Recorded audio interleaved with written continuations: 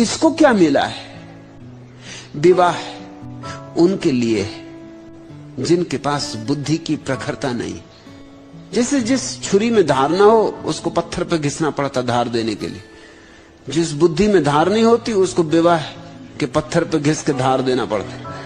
मगर कई तो ऐसे बुद्धू हैं कि विवाहों में घिस घिस के भी उन पे धार नहीं आती, पत्थरों में धार आ जाती है घिसते घिसते, उनमें धार नहीं आती। डब्बू जी एक बस में यात्रा कर रहे थे।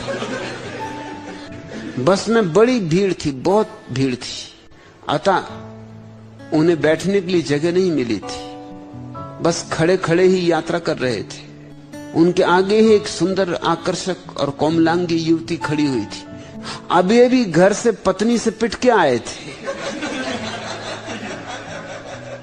मगर लोग सीखते कहां। बस की भीड़ के कारण डब्बू बार बार उस नवयौवना से टकरा रहे थे जानबूझ के, और उन्हें कुछ आनंद भी आ रहा था उस महिला के संस्पर्श में।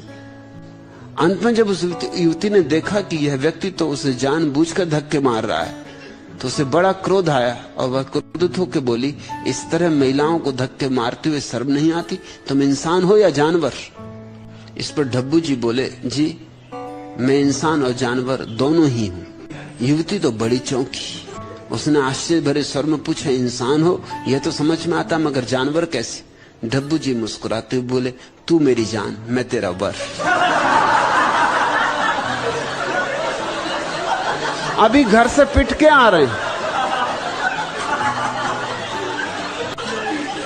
लेकिन कुछ लोगों में बुद्धि आती ही नहीं।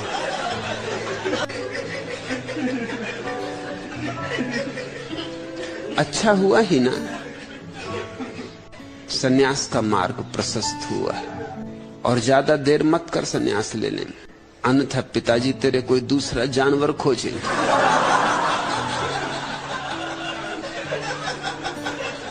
एक जानवर भाग गया,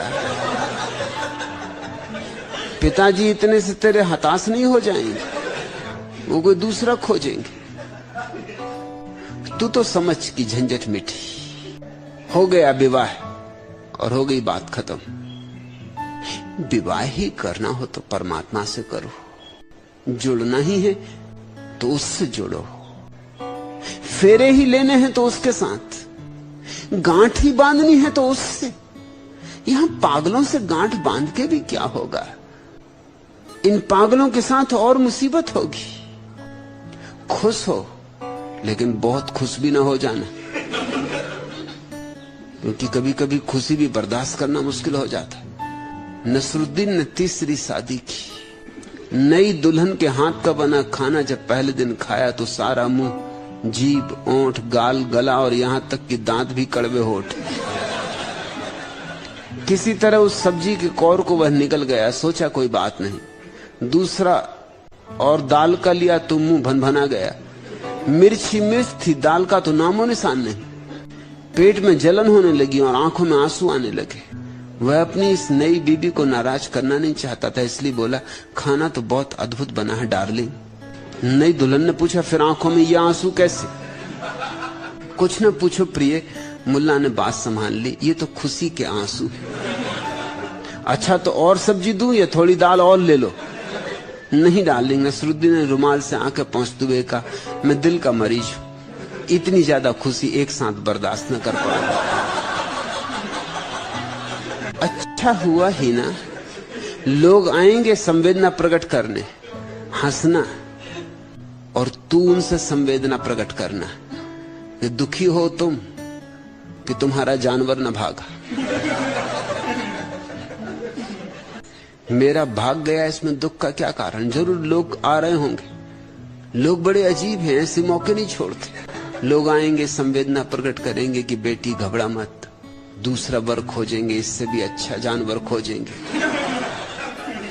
ये तो कुछ भी न था। वो सोचेंगे कि बहुत बड़ी दुर्घटना घट गई तेरे ऊपर। तू हंसना और उनसे कहना कि कोई चिंता ना करे, मैं नहीं छूट पाती, शायद तेरे थोड़े लगाव थे उस युवक से, इसलिए तू छूट नहीं पाती उससे। वो युवक खुद ही भाग गया। उसका धन्यवाद कर। अपनी झगड़ालू बीबी से तंग आकर मुल्ला नसरुद्दीन ने एक दिन कहा, तुमसे विवाह करके मुसलमान होते हुए भी मुझे हिंदुओं के धर्म ग्रंथों में श्रद्धा उत्पन्न होने लगी। श्री रामचरितमानस में बाबा तुलसीदास ने सच ही कहा है, ढोर गंवार शूद्र पशु नारी ये सब ताड़न के अधिकारी।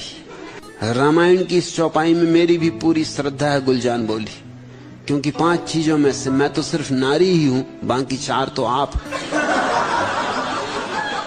हिना हंस और आनंदित हो, जान बची और लाखों पाए। लौट के बुद्धू घर को आए। वो ताजमहल और ताजमहल होटल की रंगीनियां और बाराती और मेहमान और फुलझड़ियां और फटाके, उन सब में तू भटक जाती। इतना हमें विवाह के लिए आयोजन क्यों करना पड़ता है? इतना शोर शराबा क्यों मचाना पड़ता है?